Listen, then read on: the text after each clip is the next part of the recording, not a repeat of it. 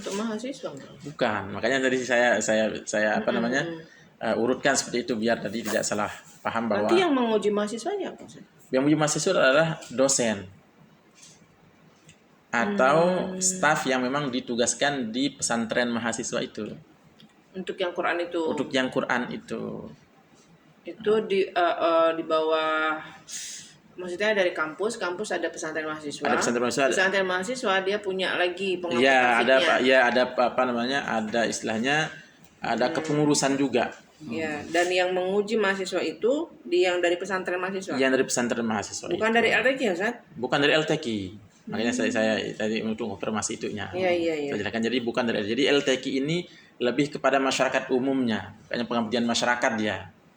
Lebih umum ke masyarakat. Berarti nggak ada hubungannya dengan Laznas?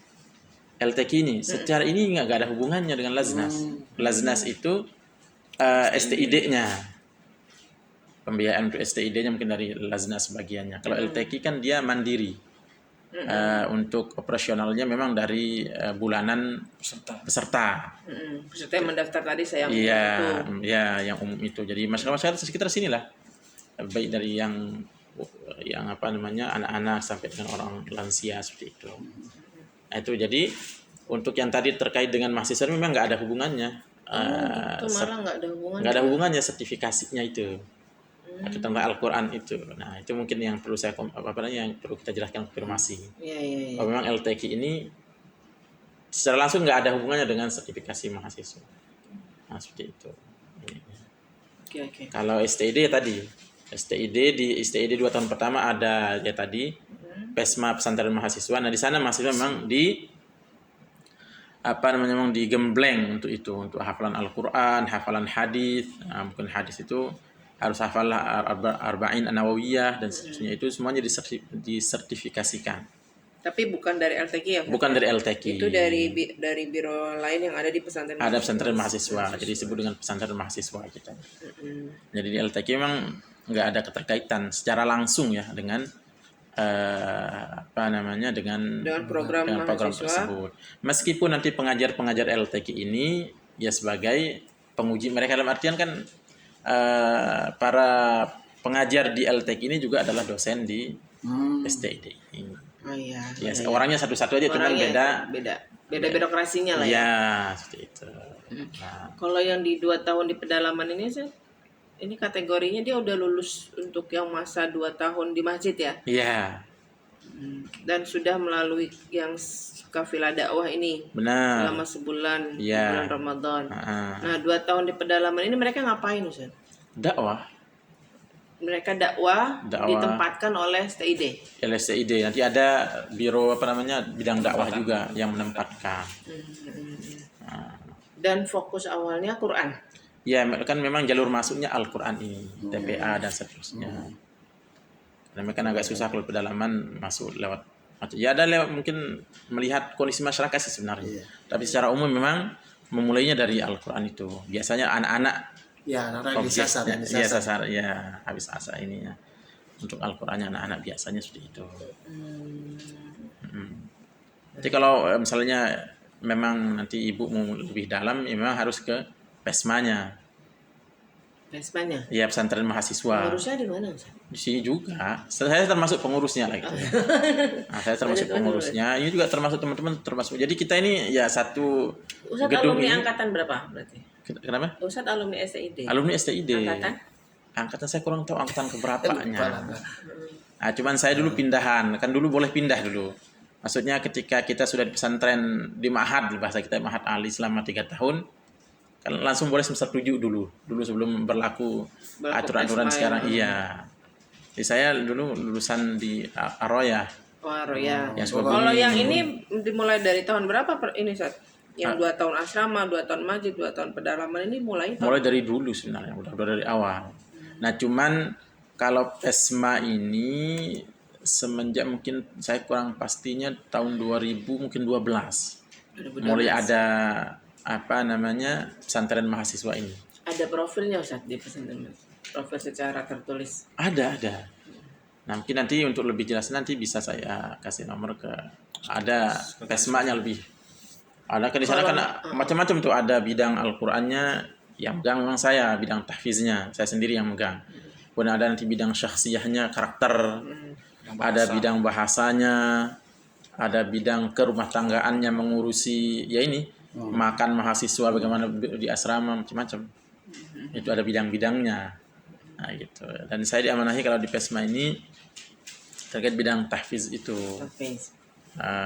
Ya tadi termasuk sertifikasi Al-Qur'annya saya yang memang mengurusi itu.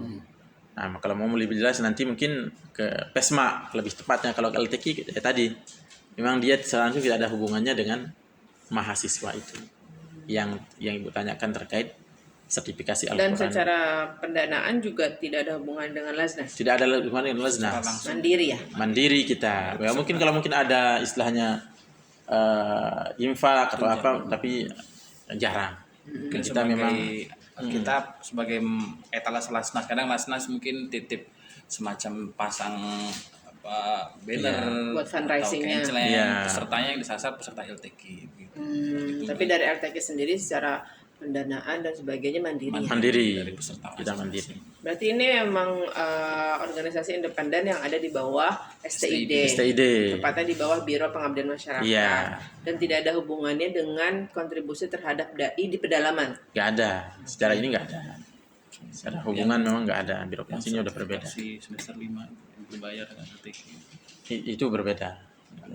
Cuma memang ada ya sebagian memang ada wacana sebenarnya. Kan kita memang untuk sertifikasi ini kan memang mahasiswa kan sertifikasi Al-Quran 5 juz ini kan terkadang ada kendala. Nah, kendalanya itu terkadang mereka tidak bisa menyelesaikan sertifikasi di semester 4. Karena mungkin ya ada kendala-kendala ya kemampuan masing-masing kan. Tapi ketika sebelum masuk sini kan ada ujian kan? Ada ujiannya. Ujiannya minimal mereka itu bisa baca Quran. Karena memang tidak harus punya hafalan ya. Tidak harus karena memang mayoritas mahasiswa kita kan orang pedalaman, maksudnya bukan ya orang inilah gitu.